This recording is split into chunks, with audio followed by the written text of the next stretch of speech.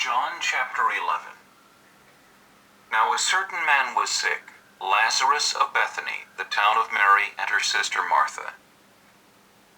It was that Mary who anointed the Lord with fragrant oil and wiped his feet with her hair, whose brother was sick. Therefore the sisters sent to him, saying, Lord, behold, he whom you love is sick. When Jesus heard that, he said, This sickness is not unto death, but for the glory of God, that the Son of God may be glorified through it. Now Jesus loved Martha and her sister and Lazarus. So, when he heard that he was sick, he stayed 2 more days in the place where he was. Then after this he said to the disciples, Let us go to Judea again. The disciples said to him, Rabbi, lately the Jews sought to stone you, and are you going there again?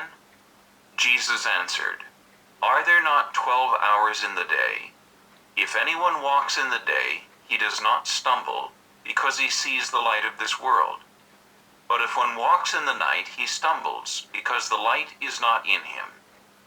These things he said, and after that he said to them, Our friend Lazarus sleeps, but I go that I may wake him up. Then his disciples said, Lord, if he sleeps, he will get well. However, Jesus spoke of his death, but they thought that he was speaking about taking rest in sleep. Then Jesus said to them plainly, Lazarus is dead, and I am glad for your sakes that I was not there, that you may believe. Nevertheless, let us go to him. Then Thomas, who is called the Twin, said to his fellow disciples, Let us also go, that we may die with him. So when Jesus came, he found that he had already been in the tomb 4 days. Now Bethany was near Jerusalem, about 2 miles away. And many of the Jews had joined the women around Martha and Mary to comfort them concerning their brother. Now Martha, as soon as she heard that Jesus was coming, went and met him, but Mary was sitting in the house. Now Martha said to Jesus, Lord, if you had been here, my brother would not have died.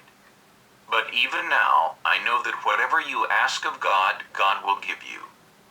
Jesus said to her, Your brother will rise again. Martha said to him, I know that he will rise again in the resurrection at the last day.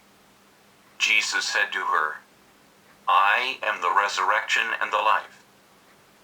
He who believes in me, though he may die, he shall live. And whoever lives and believes in me shall never die. Do you believe this? She said to him, Yes, Lord, I believe that you are the Christ, the Son of God, who into the... She had said these things, she went her way and secretly called Mary her sister, saying, The teacher is come and is calling for you. As soon as she heard that, she arose quickly and came to him. Now Jesus had not yet come into the town, but was in the place where Martha met him. Then the Jews who were with her in the house, and comforting her, when they saw that Mary rose up quickly and went out, followed her, saying, She is going to the tomb to weep there. Then, when Mary came where Jesus was and saw him, she fell down at his feet, saying to him, Lord, if you had been here, my brother would not have died. Therefore, when Jesus saw her weeping, and the Jews who came with her weeping, he groaned in the spirit and was troubled. And he said, Where have you laid him? They said to him, Lord, come and see. Jesus wept. Then the Jews said, See how he loved him. And some of them said, Could not this man who opened the eyes of the blind also have kept this man from dying? Then Jesus, again groaning in himself, came to the tomb. It was a cave, and a stone lay against it. Jesus said, Take away the stone. Martha, the sister of him who is dead, said to him, Lord, by this time there is a stench, for he has been dead 4 days. Jesus said to her, Did I not say to you that if you would believe, you would see the glory of God?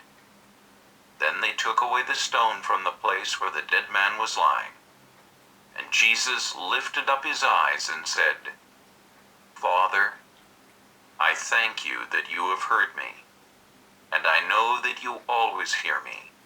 But because of the people who are standing by, I said this, that they may believe that you sent me.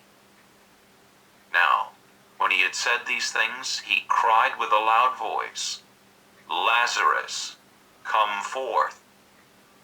And he who had died came out bound hand and foot with grave clothes, and his face was wrapped with a cloth. Jesus said to them, Loose him, and let him go. Then many of the Jews who had come to Mary, and had seen the things Jesus did, believed in him. But some of them went away to the Pharisees, and told them the things Jesus did. Then the chief priests and the Pharisees gathered a council and said, What shall we do? If we let him alone like this, everyone will believe in him, and the Romans will come and take away both our place and nation. And one of them, Caiaphas, being high priest that year, said to them, You know nothing at all, nor do you consider that it is expedient for us that one man should die for the people, and not that the whole nation should perish. Now this he did not say on his own authority, but being high priest that year, he prophesied that Jesus would die for the nation, and not for that nation only, but also that he would gather together in one the children of God who were scattered abroad. Then from that day on, they plotted to put him to death. Therefore Jesus no longer walked openly among the Jews, but went from there into the country near the wilderness, to a city called Ephraim, and there remained with his disciples. And the Passover of the Jews was near, and many went from the country up to Jerusalem before the Passover to purify themselves. Then they sought Jesus, and spoke among themselves as they stood in the temple, What do you think, that he will not come to the feast? Now both the chief priests and the Pharisees had given a command, that if anyone knew where he was, he should report it, that they might seize him.